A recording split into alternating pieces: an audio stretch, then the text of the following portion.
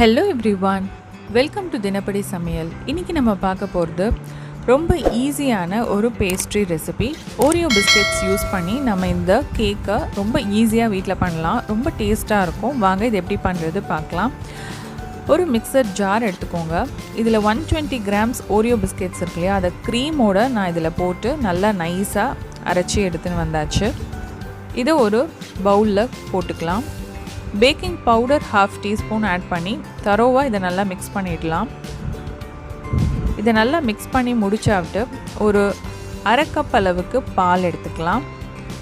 முதல்ல ஒரு 1/4 கப் அளவுக்கு பாலை ஆட் பண்ணிக்கோங்க.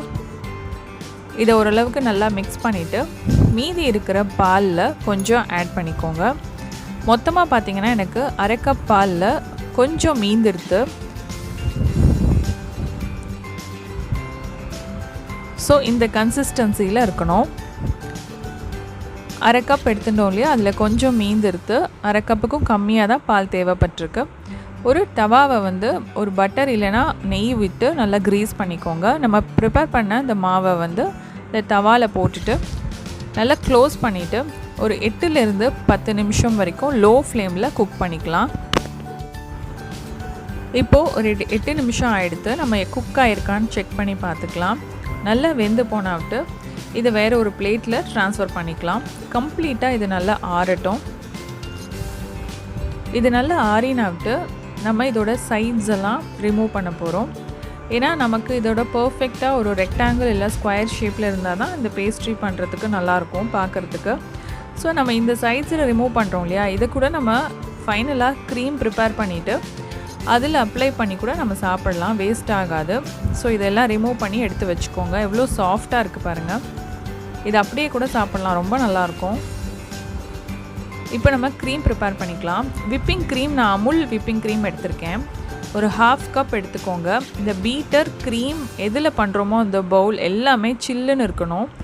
ஸோ ஒரு 1/2 an hour முன்னாடியே இந்த பவுல் க்ரீம், அதுக்கப்புறம் இந்த ராட்ஸ் இருக்கு இல்லையா, ஸ்டீல் ராட்ஸ், அந்த பீட்டரோடது, இது எல்லாமே ஃப்ரீசரில் வச்சுடுங்க. இப்போ ஓரளவுக்கு நம்ம பீட் பண்ணாவிட்டு vanilla essence 1/2 teaspoon, cocoa powder 1 teaspoon add பண்ணுறோம். இது ஜஸ்ட்டு ஃப்ளேவருக்காக தான்.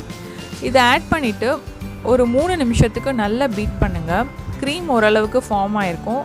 இப்போ திருப்பி ஒரு ஸ்பூன் சுகர் ஆட் பண்ணிவிட்டு நல்லா ஒரு 2 நிமிஷம் நல்லா பீட் பண்ணிங்கன்னா அழகாக நமக்கு க்ரீம் நல்ல ஒரு சாஃப்ட் பீக்ஸ் வர ஆரம்பிக்கும். ஸோ இந்த ஸ்டேஜில் இதை ஸ்டாப் பண்ணிவிட்டு அப்படியே ஃப்ரிட்ஜில் எடுத்து ஸ்டோர் பண்ணி வச்சுருங்க. இப்போ நம்ம இந்த கேக் இருக்கு இல்லையா, இதை நம்ம வேணுங்கிற ஷேப்ஸ்க்கு கட் பண்ணிக்க போகிறோம். இன்றைக்கி நான் இதை ஃபஸ்ட்டு 2ஆக டிவைட் பண்ணிவிட்டு ஒரு பார்ட்டுக்கு மேலே இந்த க்ரீமை ஃப்ரிட்ஜ்லேருந்து எடுத்து அதை அப்ளை பண்ணிவிட்டு இன்னொரு பார்ட் இருக்கு இல்லையா, அதை இது மேலே வச்சுட்டு எகெயின் நான் க்ரீமாக அப்ளை பண்ண போகிறேன். ரொம்ப பர்ஃபெக்டாக அப்ளை பண்ணணும்னு அவசியம் இல்லை. ஜஸ்ட்டு ஸ்பூன் வச்சு நல்லா அப்ளை பண்ணிவிட்டு ஒரு நைஃப் வச்சு நல்லா லெவல் பண்ணிக்கலாம். நமக்கு அதுவே நல்லா பர்ஃபெக்டாக கிடைக்கும்.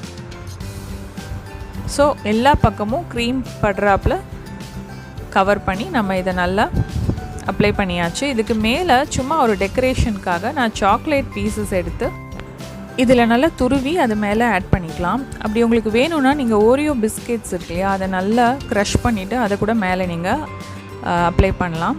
ஸோ இதை நம்ம சின்ன சின்ன பீசஸாக எடுத்து சர்வ் பண்ண வேண்டியதான். சர்வ் பண்ணுறதுக்கு முன்னாடி நம்ம ஃப்ரிட்ஜில் ஒரு 15 to 20 minutes வச்சுட்டு அதுக்கப்புறம் சர்வ் பண்ணிங்கன்னா இன்னும் நல்லாயிருக்கும். நீங்களும் ட்ரை பண்ணி பார்த்துட்டு எப்படி வந்ததுன்னு சொல்லுங்கள். இந்த சேனல் பிடிச்சிருந்ததுன்னா சப்ஸ்கிரைப் பண்ண மறந்துடாதீங்க. உங்கள் ஃப்ரெண்ட்ஸ் கூடயும் இதை ஷேர் பண்ணிக்கோங்க. இன்னொரு இன்ட்ரெஸ்டிங் ரெசிபியோட நான் உங்களெல்லாம் சந்திக்கிறேன். அது வரைக்கும் டேக் கேர், பாய்.